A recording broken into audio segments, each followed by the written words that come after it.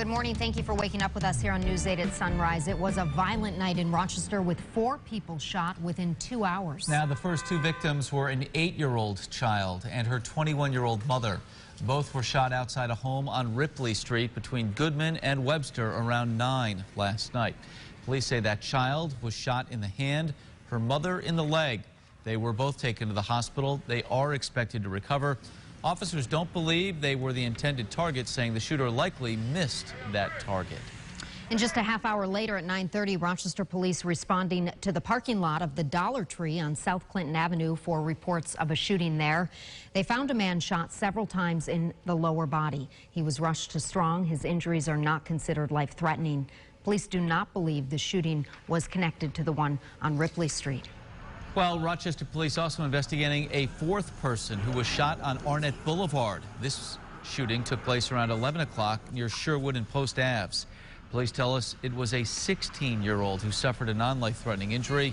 There are no suspects in custody for any of these shootings. 3 people are shot tonight in Rochester. Police called to Rugby Avenue just after 8 this evening for the report of gunshots fired. And they found a 17-year-old and 2 28-year-olds had been shot outside at that location. Police haven't made any arrests and they haven't released any more information. Body found over the weekend in an abandoned house in Rochester has now been identified. Police say it is the Rochester man who's been missing for 10 days now.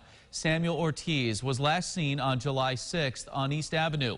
Police say his body was in a garage on Lakeview Park for at least a few days. News 8's James Gilbert following the story today. James, what have we learned?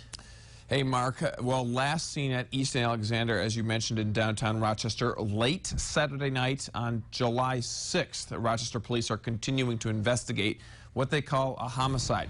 We contacted the police department for an interview. They told us, quote, "We are not ready to do an on-camera in regards to this. We do, however, want you to have this updated information in hopes that it will prompt others to come forward."